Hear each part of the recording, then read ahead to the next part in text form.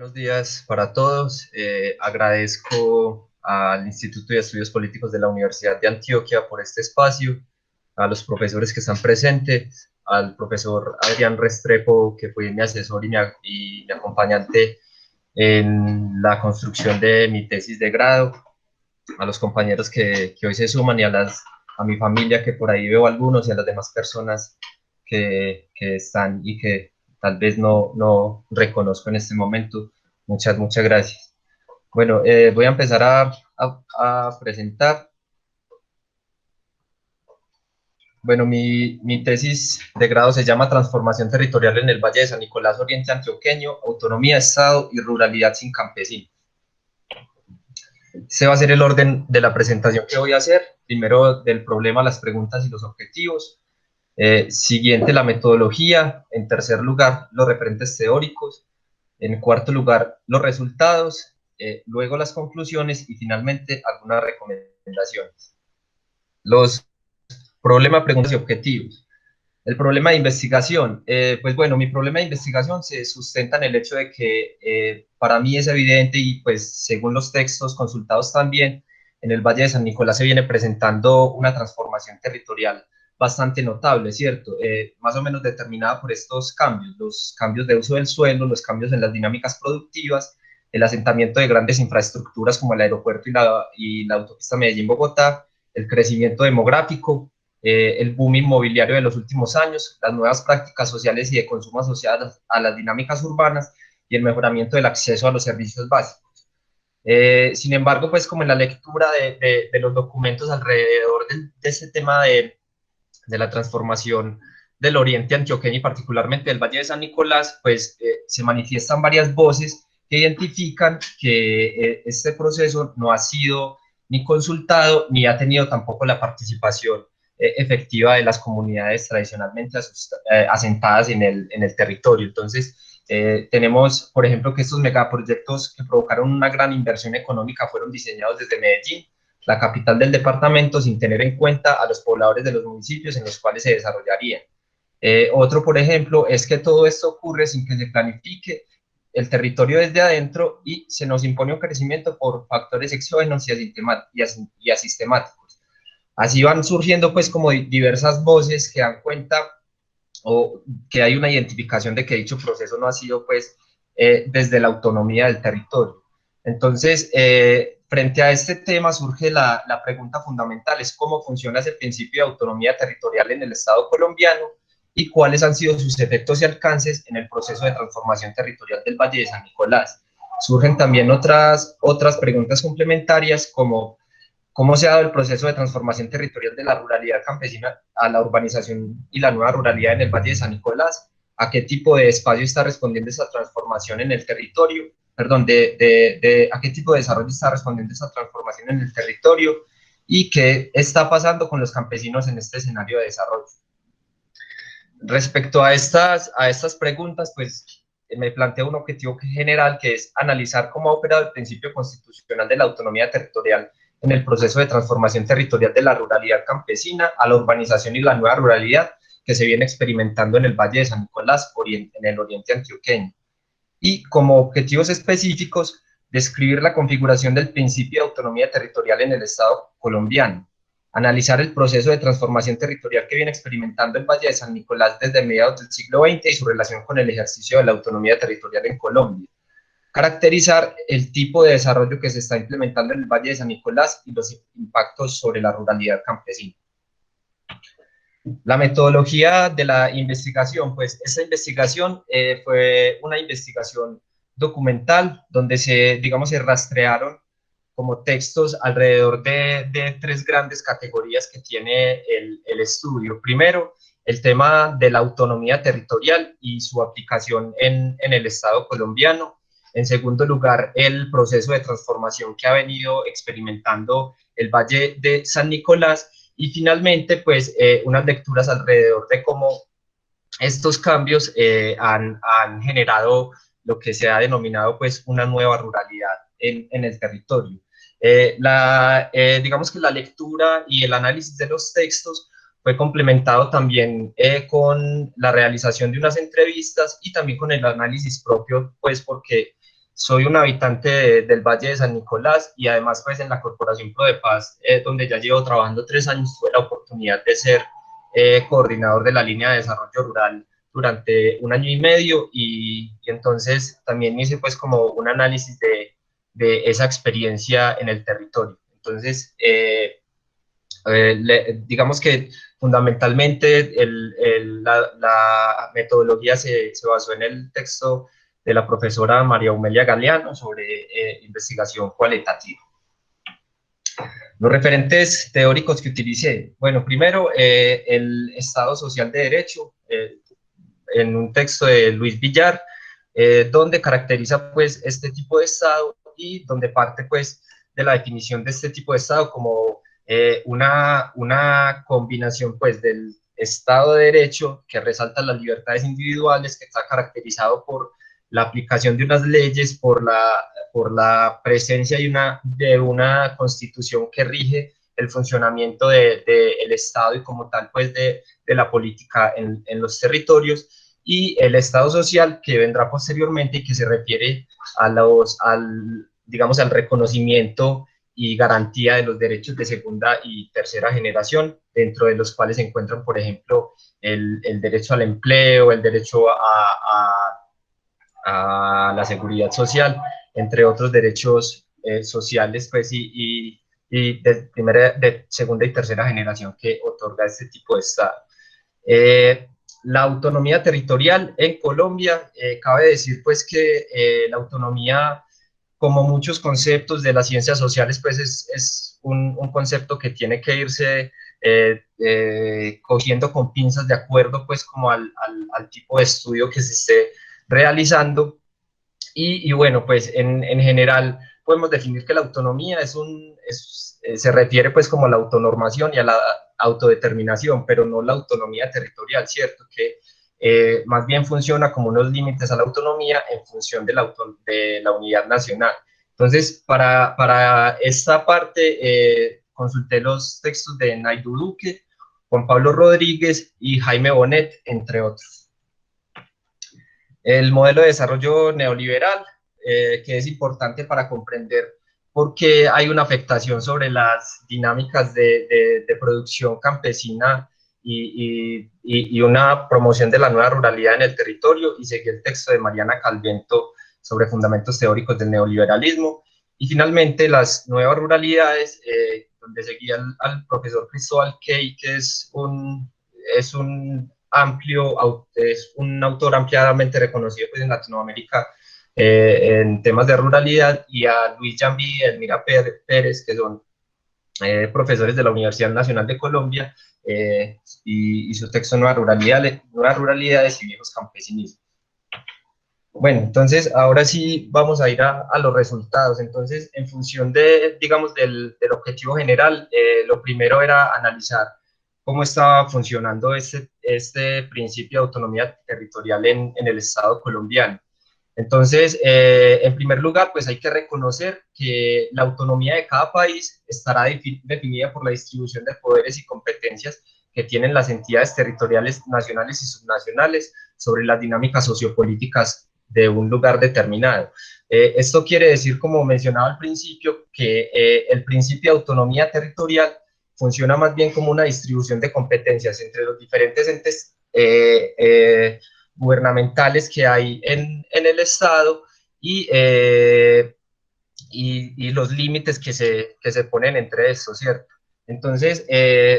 reconocer que en Colombia la autonomía territorial es un principio constitucional, de hecho está pues nombrado en el tipo de Estado que está escrito en el artículo número 1 de la Constitución, y reconoce que Colombia es un Estado social de derecho organizado en forma de república unitaria, descentralizada, con autonomía de sus entidades territoriales, democrática, participativa y pluralista, fundada en el respeto de la dignidad humana, en el trabajo y la solidaridad de las personas y en la prevalencia del interés general. Es importante pues acá una referencia, y es que más o menos la Constitución del 91 coincide con la llegada y la consolidación pues de algunas políticas del modelo neoliberal, de aplicación del modelo neoliberal en el país. Entonces, en la Constitución se desarrollan pues algunos artículos y también pues posteriormente algunas leyes que dan desarrollo a este principio de autonomía territorial en el territorio. El artículo 209 que habla pues de la descentralización, el artículo 287 que se refiere específicamente a la autonomía territorial y que define cuáles son los derechos que tienen las entidades subnacionales en función de esa autonomía, y que es gobernarse por autoridades propias, ejercer las competencias que les correspondan, administrar los recursos y establecer los tributos necesarios para el cumplimiento de sus funciones y participar de las rentas nacionales. Y finalmente el artículo 288 que deja la aplicación de la autonomía para que sea desarrollado en la Ley Orgánica de Ordenamiento Territorial, que como dato curioso pues fue apenas sancionada en el año 2011, es decir, 20 años después de que la Constitución erigiera pues este artículo para la aplicación de la autonomía territorial en los territorios. Bueno, la ley 388 de 1997, que es la ley de desarrollo territorial, y como se puede leer, pues su objetivo básicamente es garantizar el ejercicio de la autonomía de las entidades subnacionales y digamos que entendiendo un poco cómo va a ser en Colombia el asunto, pues se da el objetivo de promover el ordenamiento de su territorio, el uso equitativo y racional del suelo y la preservación y defensa del patrimonio ecológico y cultural localizado en su ámbito territorial. Es decir, que básicamente la autonomía va a servir para que los municipios y los departamentos y las demás, digamos, instancias del Estado puedan promover el ordenamiento del territorio y también el desarrollo económico del mismo. Esta ley pues tiene unos principios, que es la función social y ecológica de la propiedad, la prevalencia del interés general sobre el interés particular y la distribución equitativa de las cargas y los beneficios. Perdón. Y finalmente la ley 1454 de 2011, la ley orgánica de ordenamiento territorial, que básicamente entrega pues como las herramientas concretas para que los municipios puedan hacer el ejercicio de ordenar su territorio y también de promover el desarrollo económico del mismo. Y como se lee también, pues está basado en esa posibilidad de generar autonomía territorial en los municipios y departamentos. El tema de la descentralización política, que es, digamos, la manera y la herramienta que utiliza el Estado colombiano para garantizar el ejercicio de la autonomía territorial. Entonces, según Bonet, hay tres tipos de descentralización en Colombia: la descentralización política, que implica el gobierno por autoridades propias elegidas mediante el voto popular; la descentralización administrativa, a través del cumplimiento de las funciones que le corresponden al Estado, principalmente la prestación de los servicios públicos; y la descentralización fiscal, que permite a los municipios establecer los tributos necesarios para el cumplimiento de sus funciones y la participación en las rentas nacionales. Sin embargo, pues en la lectura de los documentos lo que se puede evidenciar es que muchos autores reconocen que si bien el principio de autonomía territorial es fundamental para la garantía de la democracia y plantea pues como ciertas promesas para la construcción de los territorios, para el ordenamiento de los territorios, pues estas se han quedado más bien como un principio y su concreción en el territorio pues ha sido bastante limitada. Primero, pues hay unas contradicciones en el principio, y es que existe un principio de autonomía, pero sigue existiendo un único núcleo de impulso político, legislativo y judicial en el país, que recae sobre el gobierno nacional y el Congreso de la República, ¿cierto? Estos son los que, pensando en la autonomía como esa capacidad de autonormación, pues el Congreso y el gobierno nacional son los que hacen las leyes para el país. La confusión entre autonomía territorial y descentralización. La autonomía se está asumiendo básicamente como ese ejercicio, lo que le resta pues ese potencial político de la autodeterminación, es decir, que las comunidades desde dentro puedan pensarse, porque si bien hay un grado de posibilidades de que los municipios en este caso establezcan su propia normatividad, pues esta siempre deberá estar sujeta a las leyes, a la Constitución y las leyes que son de carácter nacional. Entre estas, pues, no es posible que un municipio establezca su propia orientación política, por ejemplo. El clientelismo y la cooptación del Estado, ¿cierto? Que el principio de participación es fundamental también en la concreción del principio de autonomía territorial. Los partidos políticos trasladan sus prácticas de clientelismo y corrupción hacia los territorios subnacionales. En el caso, pues, de lo que ha pasado en Colombia, este tema sobre todo se ha dado alrededor de la cooptación del Estado por parte de intereses políticos y la creación de clientelas electorales que llegan y hacen trances con esos intereses privados y realizan acciones públicas, pero teniendo en cuenta pues como esos intereses privados de quienes hayan aportado a sus campañas o quienes tengan algo que ver con su llegada pues a esos cargos de elección popular o como funcionarios públicos. Hay un vacío que es la incompetencia de los funcionarios del Estado, y es que dado el clientelismo y la corrupción alrededor de los puestos públicos, los funcionarios muchas veces no cumplen, no tienen las competencias ni la experiencia para ejercer sus cargos. Y una poca e ineficaz participación ciudadana, y digamos que en el caso colombiano es porque no se ha consolidado una ciudadanía, una cultura ciudadana y política que permita a los ciudadanos hacer un buen ejercicio de democracia, tanto representativa como participativa. Esto es algo de lo que la profesora María Teresa Uribe llama las promesas incumplidas de la democracia, también refiriéndose pues a la Constitución de 1991. Y bueno, pues ya entrando en el caso particular del Oriente Antioqueño, la autonomía en el proceso de transformación territorial del Valle de San Nicolás. Una caracterización: el Valle de San Nicolás está ubicado pues al suroriente de la ciudad de Medellín, que es el centro administrativo del departamento, y está compuesto por 9 municipios: Río Negro, La Ceja, Marinilla, El Santuario, Guarne, El Carmen de Viboral, San Vicente, La Unión y El Retiro. Tradicionalmente, esta fue una zona de producción agrícola, campesina y cultura familiar tradicional, hasta que en 1960 pues los grupos de poder del departamento y del país vieron en él pues una nueva potencialidad, y desde ahí pues se viene como se viene pues como descolgando todos esos procesos de transformación territorial que han ocurrido en el oriente antioqueño. Entonces, autores como López, Gaviria, el mismo Penud, Sniter, Londoño, Prodepaz y Cardona, entre otros, reconocen que el gran determinante de las lógicas de transformación territorial y desarrollo del Valle de San Nicolás y casi de todo el oriente antioqueño durante las últimas décadas han estado determinados por la cercanía y expansión de Medellín y su área metropolitana hacia el territorio.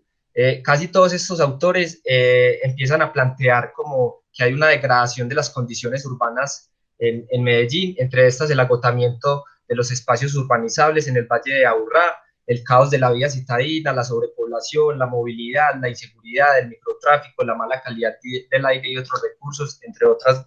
muchas situaciones pues que pasan alrededor de la vida en la ciudad. Y finalmente pues que Medellín se está convirtiendo en una ciudad difusa, ¿cierto? Que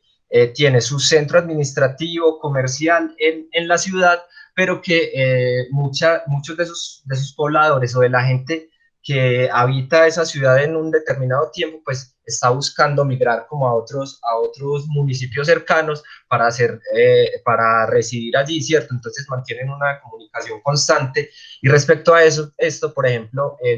es importante considerar el tema del desarrollo de vías entre Medellín y el Oriente, ¿cierto? Recientemente inauguraron el túnel de Oriente, que en menos de 20 minutos pues conecta los dos valles, y también hay otra cantidad de vías y de formas pues de establecer comunicación entre estos dos sitios, y que esto, según los autores, principalmente ha respondido a esa dinámica de expansión de la ciudad hacia el territorio.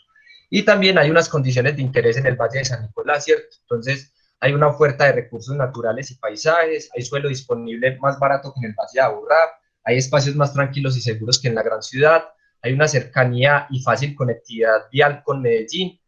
hay mejores condiciones tributarias, no son tan caros los impuestos, hay mano de obra calificada y no calificada residiendo en el territorio, y hay presencia de dos obras fundamentales para la vida económica del país, que son el Aeropuerto Internacional José María Córdoba y la autopista Medellín-Bogotá. Entonces, bueno, a partir, como les mencionaba, pues como de esa mirada,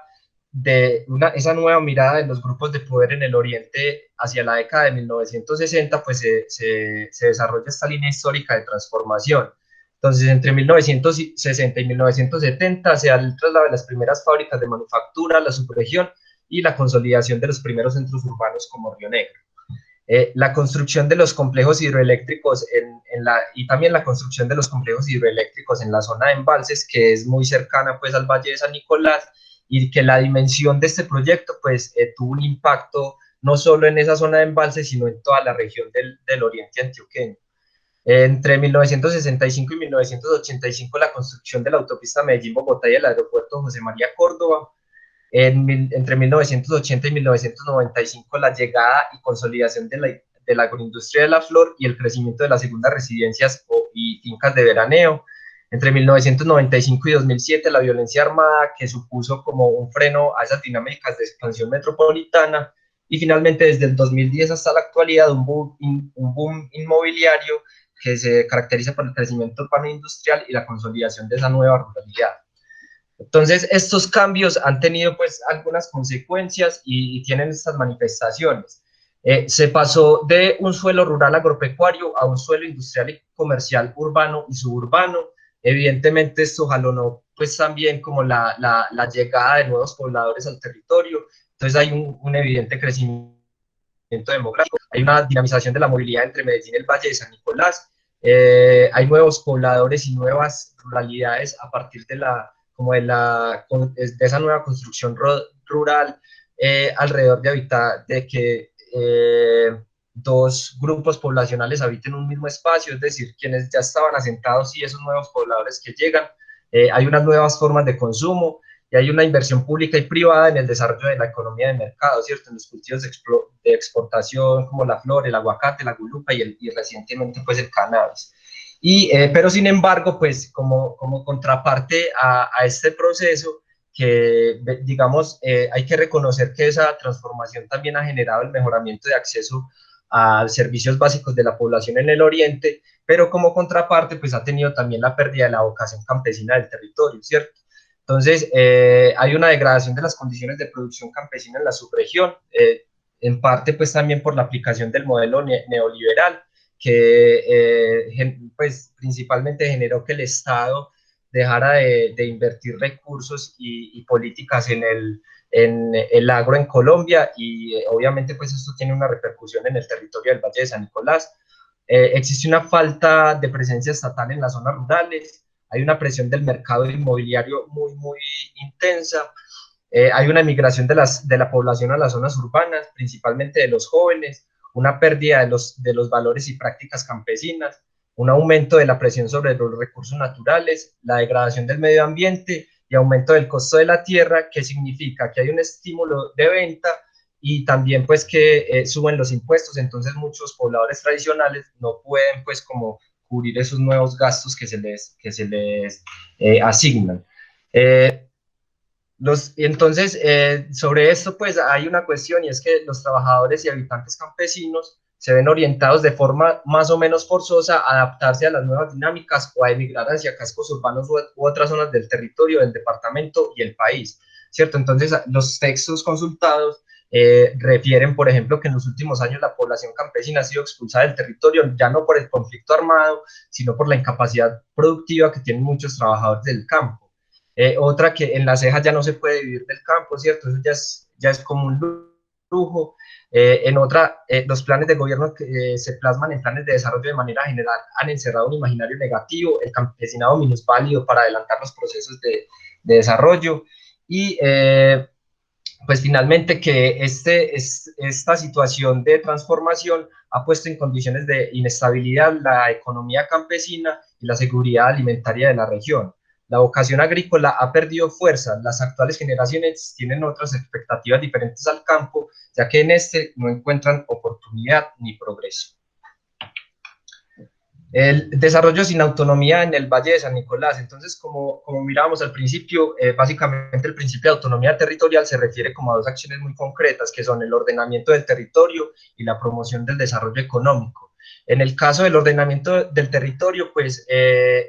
por ley, ¿cierto? El desarrollo de los planes de ordenamiento de los municipios, pues estuvo determinado por dos cuestiones fundamentales, ¿cierto? La ley 388 de 1997 y el plan para el desarrollo de Antioquia, Antioquia la mejor esquina de América, y que, bueno, pues que digamos que respecto a la ley 388 hay una dinámica que es la zonificación, donde se divide el territorio como en zonas productivas, y en este caso pues se asigna un costo y unas dinámicas diferentes a cada tierra. Entonces en este caso, por ejemplo, esta ley lo que permite es que un espacio que fuera tradicionalmente rural pueda ser a través de un plan de ordenamiento territorial declarado, por ejemplo, como zona urbana, y así se aumenta su precio y también la especulación sobre esa porción de tierra. Y bueno, pues que en estos protocolos, por ejemplo, también el protocolo de planeación de Cornare ya reconoce al Valle de San Nicolás como la zona más integrada al proceso de urbanización e industrialización del Valle de Aburrá, lo que significa una captación de población proveniente del área metropolitana y de otras regiones, y en base a eso se empieza a hacer como la planeación. Y también pues hay un sesgo cultural, y es que básicamente esos ejercicios de planeación, dentro de los que cabe decir, hay un ejercicio de simultaneidad en el oriente antioqueño, en el que están 7 municipios, es decir, que los planes de desarrollo de ordenamiento territorial hacia el año 2000 se construyeron más o menos homogéneamente, pues que fueron construidos por personas que tenían una cultura y una visión urbana del asunto. Entonces ese proceso estuvo bastante influenciado por el tema de visión urbana sobre el territorio. La incapacidad política y administrativa de los entes territoriales y municipales, pues como ya habíamos mencionado, los municipios no pueden estar ni tomar decisiones que estén, que se alejen de la ley, ¿cierto? Y bueno, pues los municipios del Valle de San Nicolás no pueden escapar a esta realidad, y lo que pasa es que la ley, la constitución y las leyes, y sobre todo pues como el modelo económico que ha adoptado ese Estado central, ha venido afectando las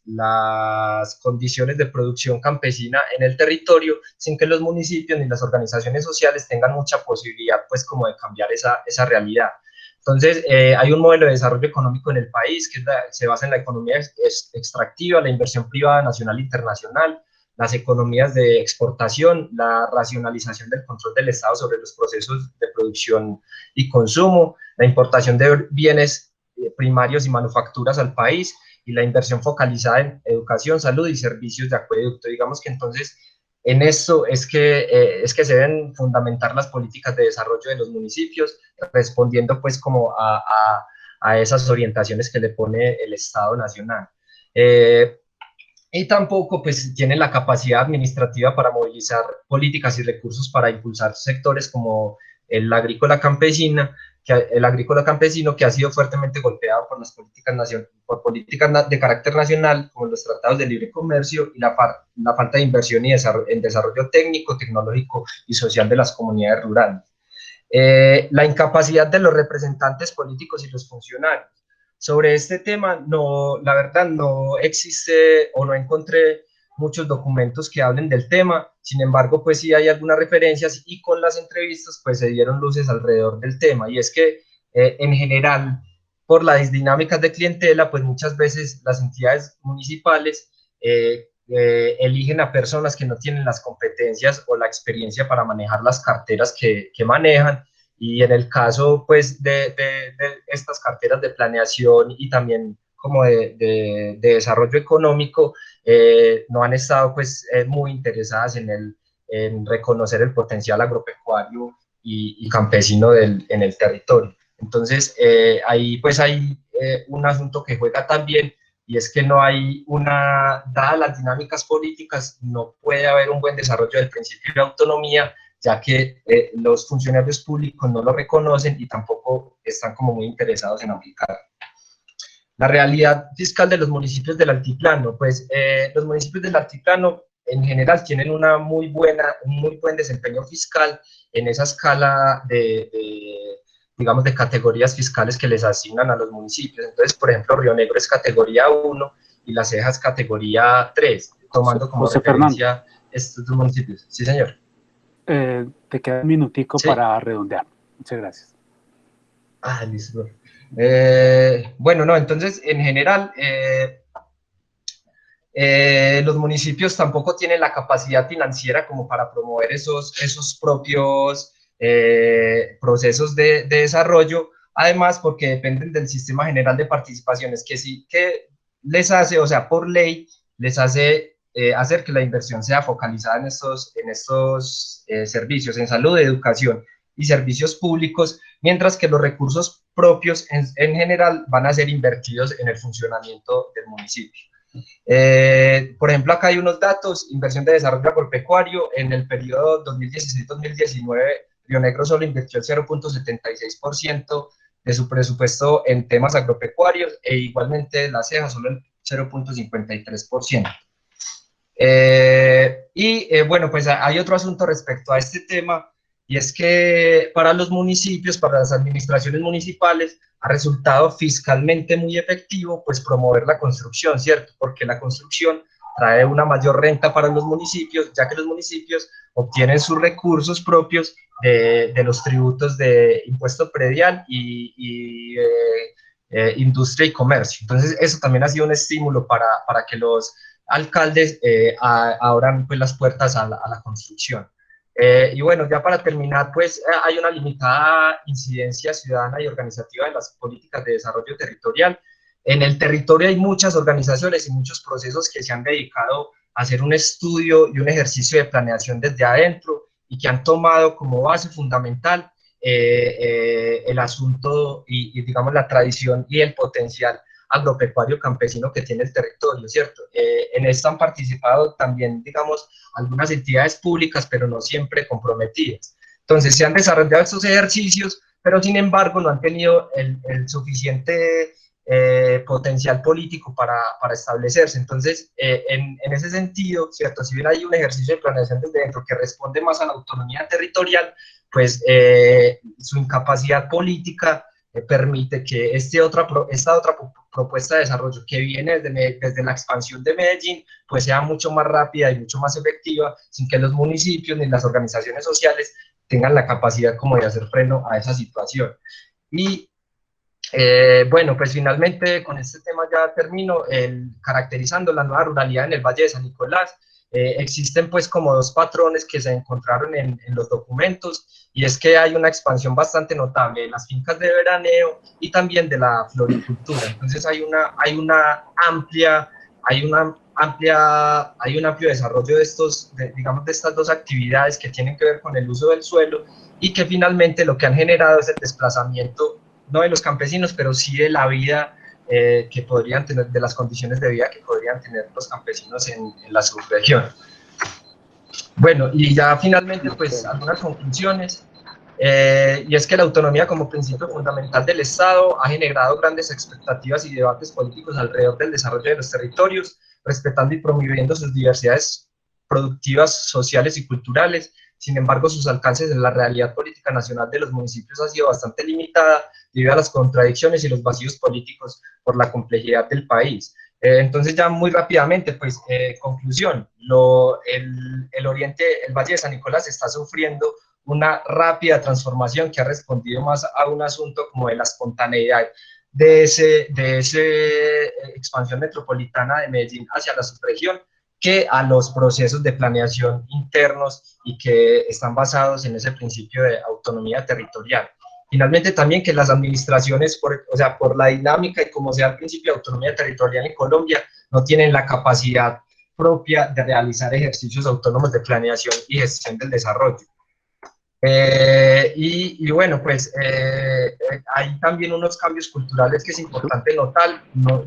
anotar y que han configurado esa nueva ruralidad, que si bien han permitido el mejor acceso a los servicios por parte de la población, pues esto no quita de que haya una degradación de las condiciones de la vida campesina en la región.